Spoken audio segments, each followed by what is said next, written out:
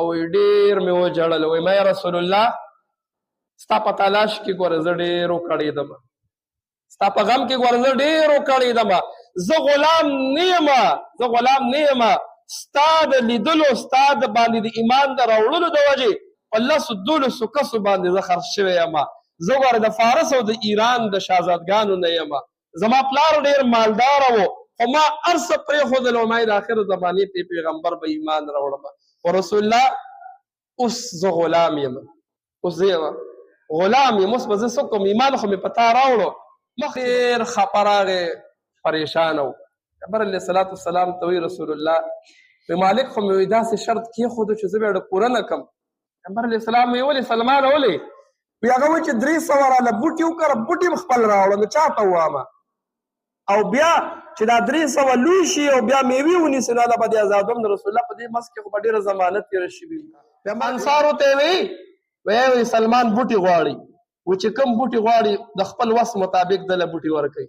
نو انصار خو داسې خلک و هغوی خو د رسول الله په وینا باندې هر څه قربانول. هر صحابي لاړ، د چا څوک 2 بوټي راوړي، څوک 10 راوړي، څوک 20 راوړي، او پیغمبر علیه الصلاة والسلام ته 300 بوټي برابر کړل. پیغمبر علیه سلمان فارسي رضی الله تعالی عنہ تللی دی، سوري یې وکنستل په پټي کې 300، او سلمان فارسي رضی الله تعالی عنہ راغی رسول الله مبارک پسې وی راشي سوري مې وکنستېدل. پیغمبر علیه السلام لاړو او بوټي په خپله باندې رالي. د مسلمان ګورې د پیغمبر علیه السلام په زړه کې دومره عظمت دی او د ملګرو په خپله د کجورې بوټي راخلي او په ځمکه کې نالکۍ او کري 300 بوټي رسول الله مبارک وکرل. او بیا سلمان فارسی رضی الله تعالی عنہ د هغه نوم دی، د ایران اوسودن کې و، او یو کلی یو وطن د ځای نوم دی اصفهان ورته وایي. د هغه ځای اوسودن کې و او د ده پلار هغه مجوسي و، د اور عبادت پې کو، او د اور د عبادت سره سره د اور د بلولو ډیوټي ذمہداري د هغه ګرجې ډیوټي چې دا اور د نه بند نشي، ځکه دا خو زمونږ خدای دی. نو هغه هم د د پلار په ذمه باندې وه. د د شپې او د ورځې به دغه ډیوټي وه، لکه څنګه چې زمونږ خلک بټۍ بلئ او یو کس یې نیولی وي او هغه دړه ولي هسې نه چې دا اور بند شي. نو هغه هم دغه ډیوټي وه، د اور به عبادت کو، هسې نه چې دا اور بند شي. نو د هغې دپاره یو کس نیولی و چې هغه د سلمان فارسي رضی الله تعالی عنہ پلار و. نو د اور عبادت یې هم کو او د اور د بلولو ډیوټي یې هم کوله. نو سلمان فارسي رضی الله تعالی عنہ د پلار یو بچی و او ډېر نیازبین هم و، او په ایران کې د یو مالداره کورنۍ سره د سلمان فارسي رضی الله تعالی عنہ تعلق و. دی وایي زه پلار بهر نه پرېښودلم، په کور دننه به یې ساتلم. وی یو خو یو ومه او پلار مې یریده، هسې نه چې دا یو بچی مې دی او دی رانه څوک بل خوا وانړئ. نو وی که چېرته بهر به ووتېدم نو نوکران مې راپسې زر لګولي چې ورشه وګوره سلمان چېرته لاړ دې شي، چا سر کښېني نه، بېدینه نه شي، روک نه شي. وی یو ورځ بهر ووتېدلم خپل باغونو طرف ته په لاره باندې راځم، د عیسایانو یو ګرجه وه، د هغې نه اوازونه راتلل. وی زه لاړمه، وی ما عیسایانو ته وی چې دا تاسو څه کوئ؟ وی موږ د الله عبادت کوو، یو خدای دی، هر څه هغه پیدا کړي دي، اسمان هغه پیدا کړی دی، ځمکه هغه پیدا کړې ده، موږ هغه پیدا کړي یو، موږ به بیا وژني. چونکې په هغې وخت کې عیسایت هغه خالص دین و، عیسی علیه السلام زمانه دومره نه وه شوې. نو هغې ما له دعوت راکوئ، ما ته یې ویل چې ته څه کوې؟ ما چې موږ خو د اور عبادت کوو. نو ما ته وایي چې دا اور تاسو په خپله بلوئ او خپله ورته سجدې کوئ او بیا ورته خدای وایي، عقل در کې نشته؟ وایي زه دماغ ورته مې خبره کوزه شوله. ما چې واقع هم داسې ده چې موږ دې اور ته سجدې کوو په خپله ورته دړه ولو ناست یو، دا څنګه خدای دی؟ خدای خو هغه په کار ده چې هر څه کولی شي. وایي زړه ته مې دا خبره ورکوزه شوله. وایي کور ته رالمه، وایي پلار را باندې پویه و لږ لږ چې دا بچی چېرته دی ګډوډېږي او چېرته تللی و. وی یو ورځ پلار سره ناست وم، ما چې پلاره نو وی ها، ما چې ته د اور عبادت کې نو دا څنګه خدای دی چې ته په خپله بلې او ورته سجدې هم کې، نو دی به تاله څه درکړي؟ ولې د الله نه ما سوا یو ذات بل داسې نشته چې انسان ته خیر ورکړي یا د انسان نه چې د نو څوک تکلیف لري یو الله دی ما چې د یو الله عبادت ولې نه کوي وی پلار را یو سپېړه راکړه چې دې خبرې کې ګوتې مه وهه زموږ خدای پسې خبرې کې وی غلی شوم خو زړه ته مې دا خبره ورکوزه شوې وه چې دا اور عبادت داسې ګپ دی زمونږ د پلار او زمونږ د خاندان ځان له کار کتلی دی وایي زه به چې موقع میلاوېدله وایي د پلار نه به پټېدم خو هغه د عیسایانو هغه ګرجې ته به تلم او هغه فادري سره به کېناستم وایي پلار چې را باندې پوه شو ما چې ستاسو مرکز کم ځای دی وایي ما ته یې وایي چې زمونږ مرکز په شام کې دی وایي ما چې تاسو کله ځئ نو ما به ځان سره د دلته نه بوځئ وایي پلار را باندې پوه شو وایي ما لې خپې ته ویړی واچولې چې چېرته به رانه ځي یو خو زه یو ومه نو پلار په خپلو بچو خفه کېږي هم چې بیا وارث دې هم یو شي وایي ما یې پرېښوده مې نه وایي ما ته یې رس خولې وه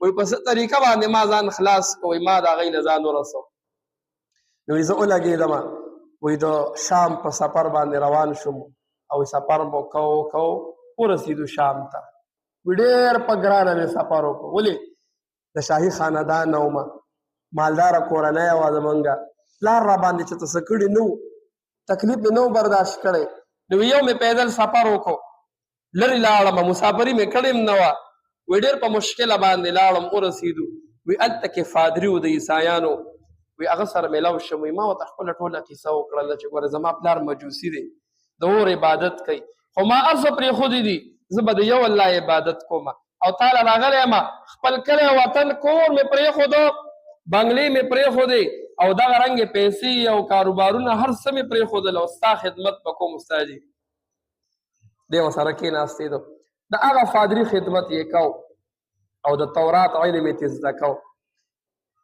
هغه د عمر نه ډېرو نو چې کله وفات کېده نو دی ورته وي ستا جي دا راته ووایه ستا نه پس چېرته لاړ شه هغه ورته وي داسې کار وکړه زما نه پس یو بل پادري ورته وښو وایي دله لاړ شه د سره هم د تورات علم دی وایي زه د هغه نه پس هغه زما استاد مړ شو وایي د هغه فادري نه لاړم وایي هغه فادري سره مې خدمت کو وایي هغه ښه سړی نه وایي هغه به د خلکو نه پیسې اخیستي او کور کې به یې په منګو کې جمع کولې خلکو ته به یې وایي چې راکړئ زه پیسې لګوم او دا کوم هغه کوم خلکو نه دا ورکوم یو لنګر چلوم نو خلکو به خپل خیرات او صدقات هغه له ورکولو او په خلکو به یې نه لګول ځان یې کور کې جمع کول وایي چې کله مړ شو وایي ما خلکو ته وایي چې د هغه په ژوند خو مې هم نه وي ما یې چې استاذ مې دی خو ګوره دا استاذ دا زمونږ دا مشر دی ښه سړی نه وایي چې ولې وایي مې چې راشي دا وګورئ تاسو چې کوم صدقات او خیرات ورکړي دي هغه دا له کور کې جمع کړي هېچا روپۍ نه ده ورکړې وایي خلک ډېر زیات غوسه شول وایي په مړونو باندې په سولی وخېجو چې ګوره ته موږ سره داسې کار کړی دی وایي د هغه نه مې هم تپوس کړو چې ستا نه پس چېرته ورشم وایي هغه راته یو بل پادري وښو وایي هغه سره مې وخت تېر کړو په دې منځ کې ما وایي 4-5 استادان بدل کړه چې یو سر به پاتې کېدم هغه به مړ کېدو هغه به راته بل خو هغه به راته بل خو اخري چې کوم فادري له زه ورسېدم وایي هغه سره ومه خدمت مې وله کو هغه هم بوډا و نو ما چې ستا عمر خو ډېر دی استاد جي دا راته ووایه چې ستا وفات چې ستا د مرګ نه پس چا سره ورشم کوم فادري له ورشم وایي ما جواب کې وایي چې داسې کار دی عیسایت ټول ګډوډ شوی دی څوک مریم علیه السلام ته خدای وایي څوک عیسی علیه السلام ته اوس خدای وایي دې منځ کې بله زمانه تېره شوې ده وایي ما ته یې وایي چې داسې کار وکړه نورو فادریانو پسې مه ګرځه د آخر زمانې د پیغمبر انتظار وکړه زمونږ کتابونو لیکلي دي چې د آخر زمانې پیغمبر به بس ان قریب را روان دی نو ته د هغې انتظار کوه خو چې کله هغه د نبوت اعلان وکړو ورشه او ایمان پرې راوړه د دې ورته وایي ما ته څه نښې وښوه که نه زه به څنګه پېژنم چې دا د آخر زمانې پیغمبر دی نو ده ته استاد وایي زمونږ تورات کې لیکلي دي وایه ګوره وښشه دا یاد که ځان سره د آخر زمانې پیغمبر دی به د صدقې مال نه خوري د آخر زمانې پیغمبر به هدیه قبلی او د آخر زمانې د پیغمبر د دواړو ولو منځ کې به د مهر نبوت د آخر زمانې پیغمبر به په شګلوړ ځمکه ریګستان کې پیدا کیږي او د آخر زمانې پیغمبر به د کجورو کلي ته هجرت کوي دا 15 نښې ورته د خپل فادري وښولې ولې د رسول الله مبارک نښې په تورات کې موجود وي او دی ورته ومې چې نوم به احمد وي. بس د ده په انتظار ومه. وخت مې تېرېدو و یو قافله راغلې وه د مکې مکرمې نه. وی ما ترې تپوس وکړو چې لکه په مکه کې څه نوې خبر خو نه ده راغلی. هغه وی چې داسې نوې څه راغلی نه دي، خو یو خبر نوې ده چې یو کس دی چې هغه د نبوت اعلان کړی دی په مکه مکرمه کې. وی ما ته خو استاذ ویلو، وی زړه کې مې دا خبر راغله چې دا هم اخ که پیغمبر دی. ځکه چې او ما چې ستاسو ځمکه څنګه ده، کلی وطن مو څنګه دی؟ نو ما له جواب کې وی چې زمونږ ځمکه چې ده نه هغه شګلوړې ځمکه ده او شګې دي. وی ما وی چې هم دا هم هغه پیغمبر دی چې کوم د آخر زمانې پیغمبر دی. وی ما ورته وی چې تاسو ځئ ما به ځان سره بوځئ. وی قافلې والا وی چې ولې نه موږ به د ځان سره بوځو. وی دغه وخت کې زما تجارت شروع کړی و. وی ځان له مې ګډې بیزې اغوستې وې. وی هغه به مې سرولې او په هغې به مې خپل ګزران کو. وی ځان سره مې هغه ګډې بیزې هم روانې کړلې او وی روان شو. قافله روانه شوله. لکه د بار د وړو ته وایي غلي کېنئ یا باخه سایډ ته دی وایي، یا دننه راځئ یا سایډ ته دی وایي. نو وی قافله روانه شوله. وی زه چې کله د خپل کلي او د حدودو نه زه بهر کړمه، وی هغوی ولګېدل چونکې خو ډېر و زه یوازې ومه. وی زما نه یې ټولې ګډې بیزې واغستې دي او اواز یې وکړه چې ته زموږ غلام یې. ما څه کولی نه شو. وی خرڅ یې کړم. وی په هغه وخت کې به په بازار کې دا غلامان خرڅېدل. وی ګډې بیزې رانه واغستې دي او زه یې خرڅ کړلمه. وی د هغې نه پس زه په لسو کسو باندې خرڅ شوم. لسو کسو باندې یو مې یو باندې خرڅوي، بل مې بل باندې خرڅوي. زړه کې ډېر خفه یم، زړه کې ډېر جاړم چې دا څه وشو، چېرته لاړم. وی ما خو چې زه به د آخر زمانې پیغمبر له ورسم، هغه به ایمان راړم، د هغه خدمت به وکړمه. نو په منځ کې زه دې ظالمانو زما مال هم واغسته او زه یې خرڅ کړمه. نو غلام سړی خو د خپلې خوښې خوراک هم نشي کولی، باتروم ته هم په خپله خوښه نشي تللی. نو زه به څنګه ورشم چې زه د آخر زمانې په پیغمبر ایمان راړم. خو لاړم، خو زه جذبه یې زړه کې وه چې مقصد ته به ځان رسومه. نو زما آخري آقا چې کوم و، وی هغه د مدینې منورې و. وی زه هغه واغستېدم. وی ما ته د کجورو یو باغ حواله کړ. وی ما ته وی دې کې به کار کوې. وی ورځ به تېرېدې، ما بس هغې کې کار کو. شپې ورځې تېرېدې او ډوډۍ به راکوله، وخت تېرېدو. خو د دې په انتظار کې ومه چې پیغمبر خو پیدا شوی دی په مکه کې، خو چې ملاقات به څنګه کېږي. ولې د مدینه او د مکې منځ کې به لار ده، نو ځم به څنګه؟ که غلام به وتښتېد او لاړ او پټ به شو، نو مالک به څه کول؟ وله سزا ورکوله. او بیا خلکو ته وی ده کې یو مرض دی، وی دی تښتي، تللی هم نشم چېرته، څه وکړمه؟ نو وی هغه خدمت مې په باغ کې کو، د کجورو باغ و، لګیا ومه. وی دې کې پیغمبر علیه الصلاة والسلام مدینې منورې ته هجرت وکړو او په مسجد قبا کې ناست. وی زما د آقا او زما د مالک رور راغی. وی زه د کجورې په سر کې ومه، وی کجورې مې شکولې. وی زما مالک ته وی چې د مکې مکرمې نه یو کس راغلی دی او د مدینې خلک ورته ټول راجمع شوي دي او دې خلکو په ایمان راړه. وی ما چې دا خبره سر کې واورېدله، وی انتهایي خوشحاله شومه. وی ما چې زه دوه نښې خو شوې. یو راته استاد ویلو چې شګلوړې ځمکه ده، هغه ځمکه وه. وی بل راته ویلو چې د کجورو بوټو ته او د کجورو علاقې ته به هجرت کوي. وی ما هجرت یې وکړو، دا نښه خو برابر شوه، ځم ګورم وینه مې. وی زه زر زر راکوز شم. وی ما د مالک دې رور ته وی چې ته څه وایې د آخر زمانې د پیغمبر؟ وی زما د مالک وی ما له دومره تیزه څپېړه راکړه چې خو یې وویشتم. وی ما ته وایي چې ته دې کې څه کار لرې؟ زه خپل باغ کې کار کوه، کجورې شو کوه. وی زه لاړم. وی هغه ټایم خو مې څه ونه وی. وی چې کار مې ختم کړو، مالک ته مې وی چې ما له لږې کجورې راکړه. ولې استاد ورته ویلي و چې د آخر زمانې پیغمبر به صدقه نه قبلوي. وی کجورې مې واغستې دي. وی لاړم. وی رسول الله مبارک په مسجد نبوي کې په مسجد قبا کې ناست دی. وی زه لاړم، پیغمبر علیه الصلاة والسلام ته کېناستېدلم. وی کجورې مې ورته کېښودلې. ومې چې دا صدقه ده. وی پیغمبر علیه السلام وی چې کېده. موږ صدقې نه خورو. وایي ملګرو ته یې آواز وکړو چې راشئ وخورئ. وایي ما د استاد وایي دا خبره هم ټیک شوه چې د آخر زمانې پیغمبر به د صدقې مال نه به قبلوي. پیغمبر علیه السلام به نه خوړو او د هغې یو وجه دا وه چې پیغمبر علیه السلام به د خلکو نه صدقات غوښتل چې راوړئ په دې صحابه یې ولګو نو خلک به بیا وایي چې دې ځان له غواړي. نو پیغمبر علیه السلام به د صدقې مال نه خوړو. وایي یو څو ورځې تېرې شولې وایي بیا مې خپل مالک ته وی چې لږې کجورې راله راکړه. وایي کجورې مې راواغستې دي. وایي بیا رالم رسول الله مبارک جومات کې ناست دی وله مې کېښودې. وایي پیغمبره دا هدیه ده. پیغمبر علیه السلام زما نه واغستې دی.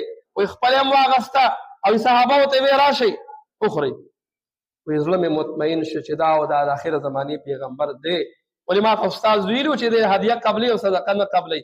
وایي بیا داسې تاوېدم پیغمبر علیه السلام را باندې پوه شو. وایي ما ته ویل چې څه ګورې؟ وایي خپل څادر یې کته کړه داسې. وایي مهر نبوت د پیغمبر علیه السلام په دې اولو په منځ کې مهر نبوت و.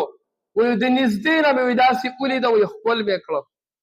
وایي په هغه ځای کې مې په رسول الله مبارک باندې ایمان راوړو او ډېر مې وژړل. وایي ما یا رسول الله ستا په تلاش کې ګوره زه ډېر وکړېدم، ستا په غم کې ګوره زه ډېر وکړېدم.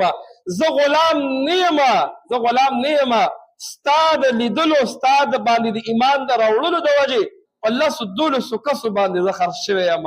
زه ګوره د فارس او د ایران د شهزادګانو نه یم. زما پلار ډېر مالداره و خو ما هر څه پرېښودل او ما د آخر زمانې پیغمبر به ایمان راوړم.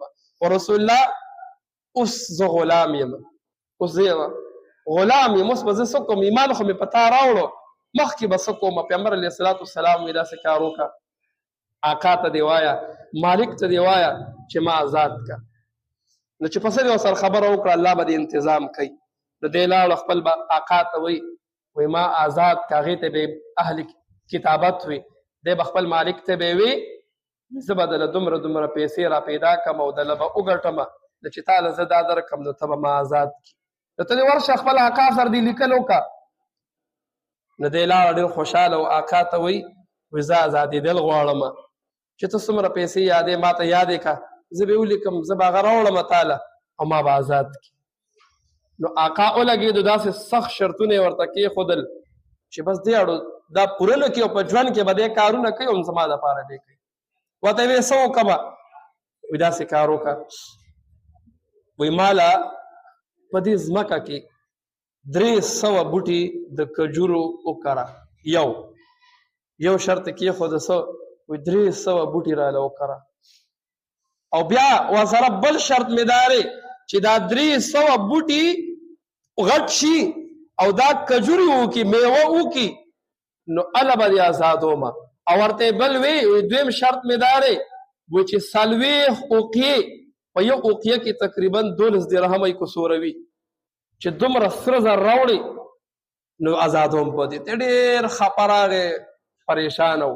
پیغمبر علیه الصلاة والسلام ته وایي رسول الله وایي مالک خو مې داسې شرط کېښودو چې زه به یې پوره نه کړم. پیغمبر علیه السلام وایي ولې سلمانه ولې؟ وایي هغه وایي چې 300 راله بوټي وکړه بوټي م خپل راوړه نو چا ته ووامه او بیا چې دا 300 لوی شي او بیا میوې ونیسي نو هله به دې ازادوم. د رسول الله په دې منځ کې خو به ډېره زمانه تېره شوې وي. پیغمبر علیه السلام وایي ورشه مالک ته دې وایه چې خبره پخه ده کوم داسې. پیغمبر علیه السلام ته دې وایي څنګه کې؟ پیغمبر علیه السلام وایي الله به دې انتظام کوي. وایي ورشه مالک ته وایه چې پټۍ وښایه ځایونه وښایه او سوري وکنه ته ورشه دا کار وکړه. انصارو ته یې وایي سلمان بوټي غواړي و چې کوم بوټي غواړي د خپل وس مطابق دله بوټي ورکوي. نو انصار خو داسې خلک و هغوی خو د رسول الله په وینا باندې هر څه قربانول. هر صحابي لاړ د چا څوک 2 بوټي راوړي څوک 10 راوړي څوک 20 راوړي او پیغمبر علیه الصلاة والسلام ته 300 بوټي برابر کړل.